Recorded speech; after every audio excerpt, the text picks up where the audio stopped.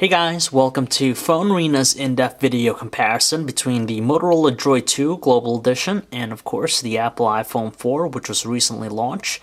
Of course, there are two totally different platforms, one running Android, the other being iOS. So we're just going to pit them both up and see what they have to offer and some of their advantages, and you can make the decision for yourself at the end as to which device is the perfect one for you. In terms of design, the two might share the common slate look, but when you hold them, you're going to notice the difference. The DROID 2 is a little bit thicker at 0.54 inches thick versus the 0.37 inch thickness of the iPhone 4. It's still pretty good. They're both relatively streamlined, but the DROID 2 manages to pack on a physical keyboard, which is pretty impressive considering that it's still almost half an inch thick. They're both normal size. Neither are too large or too small. They fit very well in the hand, and we like their choice of materials. They're pretty good. You do notice a sense of weight with the DROID 2 Global Edition. It measures in at 5.96 ounces versus the 4.83 ounce weight of the iPhone 4. Still, the iPhone 4 has a slightly more polished premium feel to it, just because it has the glass-like material in the front and back. It's sandwiched together with the stainless steel brush band, whereas on the DROID 2 it has the chrome trim border around the handset, which is supplemented with the soft touch coating material in the back. Does a great job of preventing scratches and also debris, but the iPhone 4 also has an oleophobic coating on its surfaces to repel any debris or fingerprints. Still though, between the two, we have to say that the iPhone 4 is still the more alluring, interesting looking handset between the two. There's no arguing that we love the high-resolution displays found in both handsets, but we have to hand it to the IPS display of the iPhone 4 as being the more interesting and also appealing one versus the traditional LCD display in use with the DROID 2 Global Edition. Now, the iPhone 4 measures in at 3.5 inches, which is slightly smaller than the 3.7-inch display of the DROID 2, but has higher pixel density thanks to its 640 by 960 resolution. And when you compare that to the 480 by 854 pixel resolution of the DROID 2, of course, the pixel density is going to go with the iPhone 4. But honestly, as far as just usage, you're not going to notice too much of a difference, just because even the tiniest of text, very easy to view with your eyes. You're not going to have any problem. You're not going to have any problems as far as viewing it. On top of that, color production seems to be a little bit better with the iPhone 4. It just looks more natural and also has a nice brightness to it. You're going to have no problems using it in the sunlight. In addition, the iPhone 4 does also offer better viewing angles than the DROID 2. As you can tell right just slightly moving it, it kind of loses its visibility, so you're not going to have as much of a problem with that on the iPhone 4. Overall though, the responsiveness is pretty good with both handsets. They registered all our touches no problem.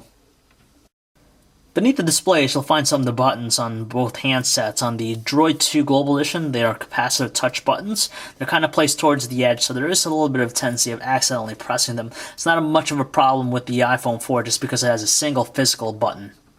One thing nice about the iPhone 4 is the fact that it has a 0.3 megapixel front-facing camera for video chat or even taking self-portraits. That's something that's missing on the DROID 2 Global Edition. On the DROID 2, you just have a single volume rocker right here. You have the volume up, volume down. Now, it is built into the side of the handset, so it's a little bit more recessed, a little bit difficult to make out with the finger. It's not a problem with the separated raised buttons of the iPhone 4. We just like its feel and its also responsiveness. With the iPhone 4, it also has a dedicated vibrate switch to place the handset in vibrate mode, while on the DROID 2, we do like the fact that it has a dedicated shutter key to get the camera application up and running. On the top edge of both handsets, you're going to find a 3.5mm headset jacks, and you have also a dedicated power button on both on top, but we do like the feel of the iPhone 4 just a little bit better, just it's raised slightly higher and easier to feel out. Naturally, there's nothing wrong with using a traditional micro USB port, which is used on the DROID 2, whereas on the iPhone 4, it uses Apple's proprietary 30-pin connection port.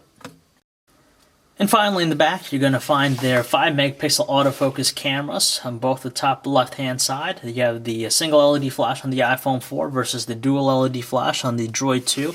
Now, the thing we like about the DROID 2 is you have a removable battery, which makes it very easy to replace if the battery is no longer holding a charge. You got to send away the iPhone 4 in order to get it replaced. You have also a nice-sized grill here for the speakerphone on DROID 2, where on the iPhone 4, it's at the bottom, right here on the bottom right edge. The advantage also with the Droid 2 is right here. You can find it right there. The slot, the SIM card slot makes it a global device, so you can use it overseas in other countries. Whereas the Verizon iPhone 4, you can only use it here domestically for voice phone calls. Thanks to their fast processors, they offer a really nice and smooth platform experience. If you really want to experience that desktop-like look and feel of web browsing, you probably want to stick with the Motorola DROID 2 just because of the fact that it's running Android 2.2 and has support for Flash 10.1. So things like different Flash content like ads or even videos will play within the browser, which does give you that desktop-like feel. Now, both devices as a whole offer a fantastic web browsing experience. On the iPhone 4, you could tell it's just slightly more smooth as far as kinetic scrolling. They're both very responsive to the touch. You could double tap to zoom into a specific area. You even have multi-touch gesture support to zoom in, zoom out. But overall, though, both are fantastic. But as we've mentioned, Flash support is definitely an advantage with the Motorola DROID 2. The music players on both handsets are pretty identical as far as what they display when they're playing songs, but the iPhone 4 has CoverFlow, which offers a really nice visual presentation when you're browsing your music. Now, if you're playing a song, it's going to offer you, it's going to display the usual set of items on both handsets. You have the album cover, track information, even the on-screen controls. But with the iPhone 4, if you tilt it to landscape, it presents you with CoverFlow mode, which allows you to really navigate through your music, shows you the album covers. It just has a really nice appealing look to it. Whereas on the Motorola DROID 2, it's pretty much this stationary. It just shows the album cover, track information. Again, just the usual stuff. Nothing too fancy about it. As far as audio quality, we have to go to the Motorola DROID 2 just because it offers a bunch of different equalizer settings. And on top of that, it does produce stronger tones over the iPhone 4 speaker. When it comes to watching videos, both handsets are going to deliver a really exciting experience just because they don't have problems as far as playing back high-definition videos. On top, you have the sample from the iPhone 4. The bottom is the Motorola DROID 2 Global Edition. As you tell, there's a pretty good amount of detail both handsets. They're playing quite smoothly. No evidence of any slowdown or lag in their playback. So both handsets are going to accomplish the same stuff. You just get the slightly larger display of the Motorola DROID 2, but the fantastic and bright of the iPhone 4's IPS display is definitely also a standout. Now, even though we're looking at the images captured by the cameras of both handsets directly on the displays, when we connect them to a computer, the results are pretty much identical. At the top, we have the samples from the iPhone 4, at the bottom from the Motorola DROID 2, and in outdoor conditions with plenty of lighting, there's a great amount of detail, very sharp-looking images captured by both handsets, and color production seems to be pretty much dead-on identical with one another, except for the fact that the DROID 2 produces slightly more saturated colors, just a little bit. You don't notice it here, but when you connect to the computer, you kind of do. In low lighting shots, it seems like both they do a great job, but the iPhone 4 has less noise with its images.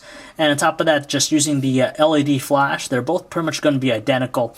The only thing with the iPhone 4 we got to mention is the fact that sometimes you might see some shots that are overexposed. Now that's just because of the touch focus that you use. It sets the exposure and also focus level. Aside from that, they're pretty much great handsets for taking photos. Yet another thing that we love about both handsets is the fact that they offer 720p high-definition recording. At the top, we have the sample from the iPhone 4. At the bottom, the DROID 2 Global Edition. Now, they both offer plenty of detail in the video. They also automatically adjust for exposure, but neither offer continuous autofocus. With the iPhone 4, you have to just do touch focus. As far as audio recording is concerned, we actually like the iPhone 4. It has a slightly better sound to it. With the DROID 2, you just notice a little bit more of a static sound in the background. The frame rates are pretty solid. As you can tell, they're smooth. The iPhone 4 shoots at a frame rate of 29 frames per second versus 28 for the DROID 2.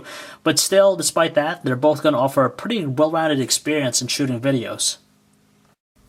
Between the two, if you're going to do mostly voice phone calls, we'd actually prefer using the Motorola DROID 2 just because the earpiece produces some stronger tones over the iPhone 4. And on top of that, the same thing applies with the speakerphone, so it just makes it a little bit easier on your ears to actually comprehend conversations.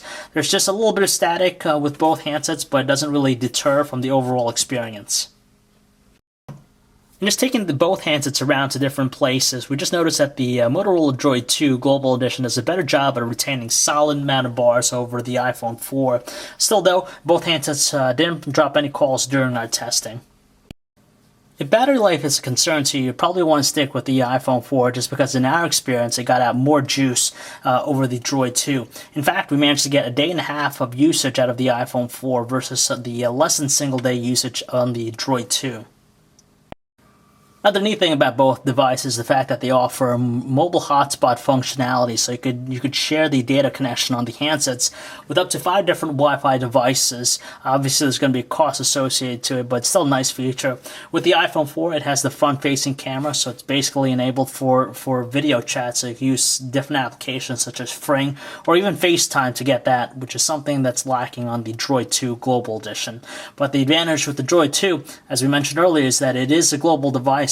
You could use it outside the US if you're overseas. You can still place voice phone calls, while the iPhone 4, it's only limited to using voice phone calls here in the US. So there you have it, guys. That pretty much wraps up the comparison between the Motorola Droid 2 and the Apple iPhone 4. Now, it's ultimately going to come down to your specific needs, and either handset will be a great solution.